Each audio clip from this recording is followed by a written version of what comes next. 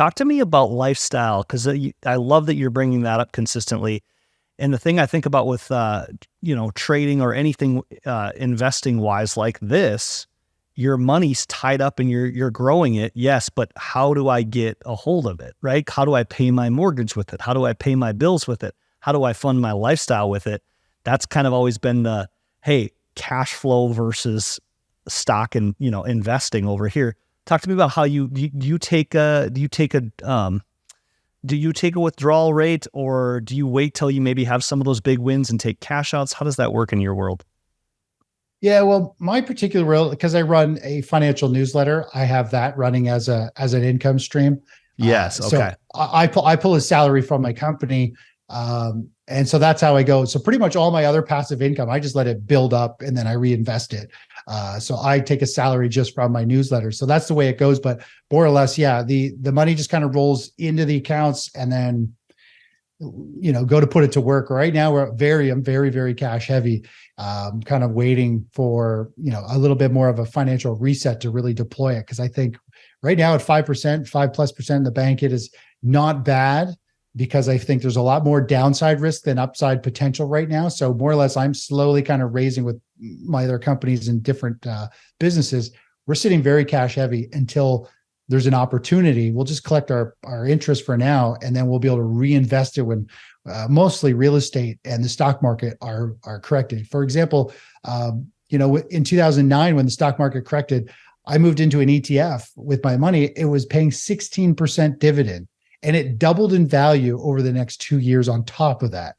So there's huge opportunity for cash flow. If a stock market corrects, you can move into stocks or ETFs that pay out these huge dividends, and that is your passive income. Those dividend payments, we get it with our asset revesting strategy, and literally every month that dividend gets pushed into your brokerage account. You can withdraw it from your brokerage account, or you can reinvest it. But that's the nice thing about, even the stock market. It does pay you a monthly fee if you're in the indexes or certain assets too. So it is definitely a hybrid version. Most people kind of shy away from the stock, a lot of people, because it seems daunting. But when you look at it from the view that I look, which is like, there's stocks, there's bonds, there's currency, there's cash, we know when just to move from one to the other. We've got systems in place to tell us, when there's waves of money moving in a particular direction into a specific asset, and we just hop on that. And it doesn't need to be complex. All you need to know is which asset's going up. Does it have enough momentum to meet our criteria? If not, we just stick where we are, which will probably be cash. Yeah. And, some of the signals and triggers you're talking about, is that developed from you and your team, or is that like online style tool or criteria you've created? How did those signals kind of trigger you? Yeah. So I've been working on it since 2001, this particular asset revesting strategy. So it slowly evolves as I learn, but I started to learn cycle analysis. It was from a guy who specialized in sound and in audio wavelengths noise, and realized that there's actually wavelengths of the stock market, which really breaks down to time cycles. And so I got into cycle analysis. And during all that, I started to learn how every asset is interwoven in certain ways. So for example, if money is nervous in the stock market, it typically goes to defensive, kind of slower moving assets, which is like gold, utility stocks, which pay high dividends. They might go to consumer staple products, because if the world falls apart, we still need toilet paper and toothbrush. So money's flowing into defensive or growth or different pockets. And not only that, but we also want to gauge, is it flowing into like bonds or into large caps or wherever, so we can find out what the herd is doing. And when we know where that money is sloshing around or literally stampeding into, that is kind of what we try to focus on moving into to take advantage of it. Cool, man. And man, I think it's such an interesting idea that it's almost overlooked how simple you just made it, of seeing where the money's going towards, where it's going out of, making returns, even when it's down.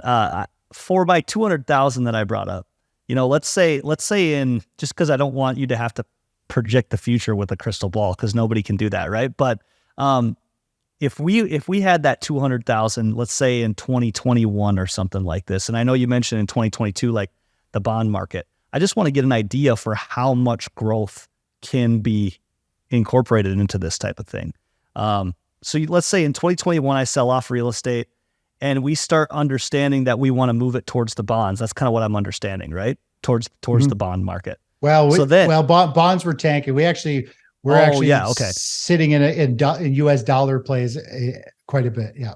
Okay. So yeah, walk me through maybe how my money would have transitioned through some of these asset classes, and then maybe what I'd be left with here at the end of 2023, just because I want to get an understanding of how much growth can be involved, right? Yeah. So just like any investment, there's really good years, there's slow years. For example, like 2020 was about a 50+% gain. 2022, which the stock market fell, the stock bond market portfolio fell 25%. We only made 5%, but that's 30% different, spread from the average. So we didn't make a ton during the bear market, but we made money. And that's the key, right? Everybody else is panicking. They're downgrading their retirements or their lifestyle going, I just lost 25% of my account in like 6 months, 3 months. And here we are pushing new highs. So we have good years, we have slow years. The point is we're consistently growing, and our average return, when you look at it over like a 10, 12 year window, it's about 15% a year. So, I mean, it's a nice return. So many people get into stock trading and they swing for the fences. They want that 50 or 80 or 100% a year. I'm like, people just don't realize the true expectations, like how the market works. And if you manage your risk, you can't make that kind of money without some serious luck.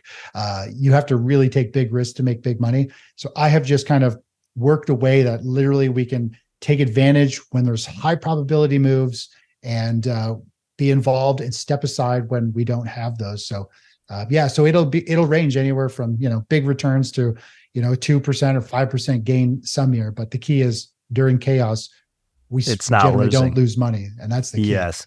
That makes a ton of sense. Okay. Thanks for clarifying that. And like you said, during that, that average return year, you're moving into things that can pay you dividends, that can be that cash flow vehicle. And again, there's a ton of passivity with this.